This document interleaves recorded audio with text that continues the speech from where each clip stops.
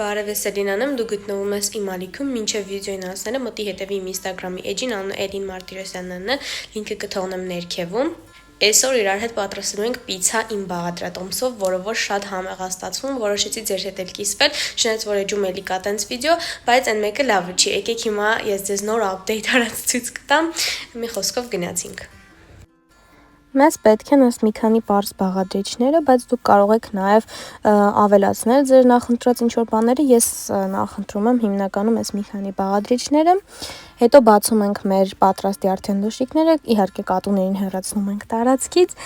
Իր հետ կա նաև օրեգանո, կանաչի չորացրած, որը որ արդեն վերջում կտեսնեք թե ինչ ենք անում։ Նաև նշեմ, որ ես խմորով եմ պատրաստում, ձեր պատրաստած խմորով կարող եք անել, իհարկե շրջում ենք ճիշտ կողմի, եւ խմորով իհարկե ավելի լավ է ստացվում, եթե կուզեք մի անգամ կարող ենք նաև մեր պատրաստած խմորով փորձել։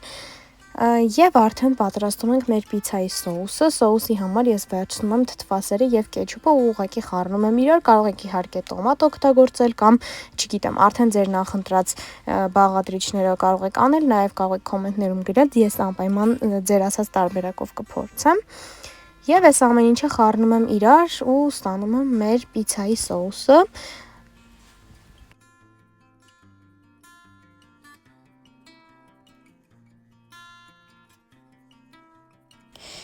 Հետո անպայման բարակ շերտերով այսպես կլոր կտրատում ենք լոլիկը, չնայած որ կարող եք ձեր նախընտրած կերպ կտրատել, բացարձակ պարտադիր չի նույն ձև անել, եւ փորձում ենք ինչքան հնարավոր է բարակ լինի, որպեսզի ավելի լավ եփվի ինքը։ Այնուհետև ես քերիչով անցկացնում եմ պանիրը, ինձ մոտ այսպիսի պանիր է, կարող եք ձեր նախընտրած պանիրը վերցնել, բայց անպայման պետք է լինի հալվող պանիր։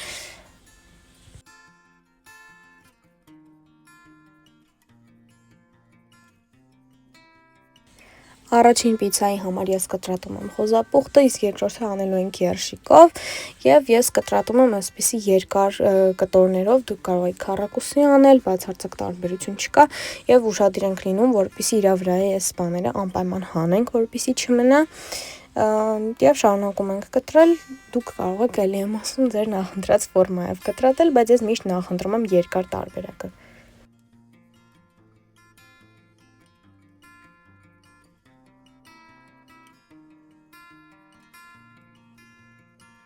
Եվ երբ որ ամեն ինչ պատրաստ է, սկսում ենք հավաքել մեր պիցցան։ Առաջին հերթին իհարկե սոուսը աչքաչափով բաժանում ենք երկու մասի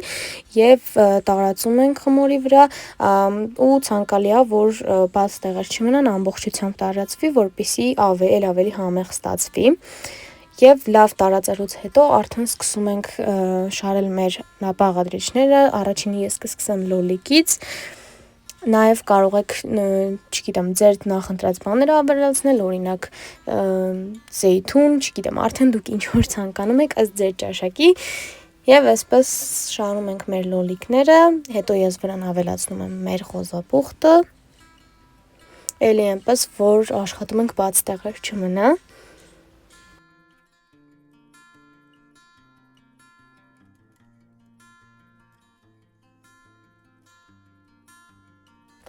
Ես նաև մի քանի հատ զեյթուն որոշեցի ավելացնել,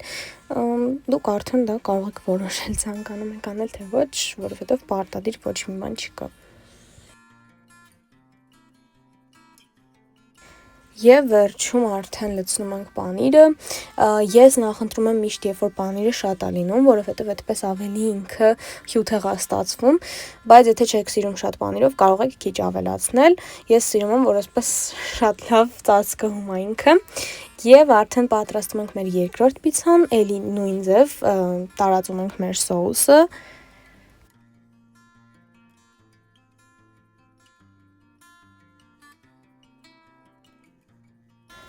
Էլի նույն տարբերակով շարում ենք մեր լոլիկները։ Եվ այս մի պիցցայի վրա ես արդեն ավելացնում եմ մեր արդեն նախորոք կտրատած երշիկը։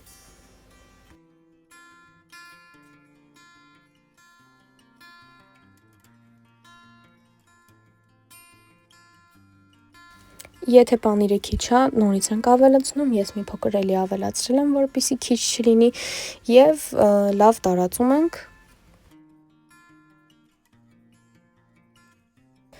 Արդեն ինձ մոտ երկուսն էլ պատրաստ է, ջեռոցը տաքացնում ենք 180 աստիճան եւ այս ամեն ինչը տեղափոխում ենք ջեռոց, կարող եք տեսնել, թե ինչ լավ է ստացվում։ Այս անգամ երևի իմ պատրաստածներից ամենալավն է ստացվել, որովհետեւ ինքը շատ հյութեղ է, տեսքից էլ կարող եք տեսնել եւ անպայման վերջում, երբ որ արդեն ինքը պատրաստ է, ավելացնում ենք մեր կանաչին,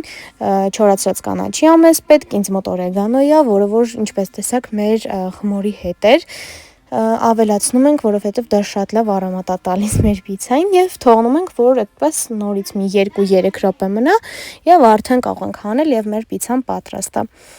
Լավ տարածում ենք, դնում ենք եւ նույն գործողությունը նաեւ կատարում ենք երկրորդ պիցայի հետ եւ մի քիչ թողնում ենք, ինքը շատ լավ բույր է ու համ է հաղորդում մեր պիցային։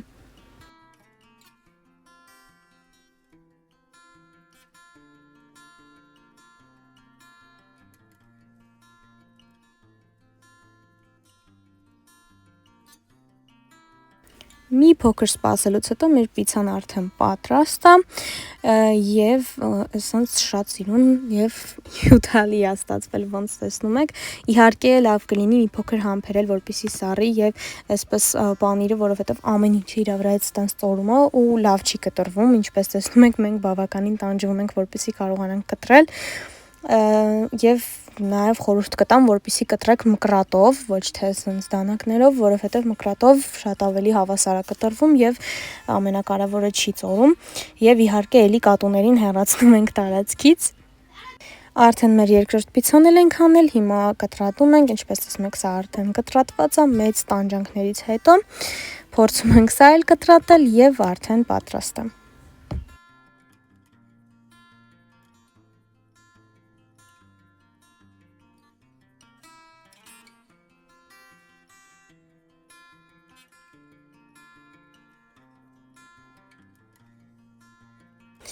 Եվ այսօրվա համար այսքանը, ինչպես տեսնում եք, շատ արագ եւ հեշտ ստացանք շատ համեղ պիցաներ։ Եթե պատրաստ եք, անպայման ձեր կարծիքը կթողնեք կոմենտներում, որովհետեւ ինձ շատ հետաքրքիր է։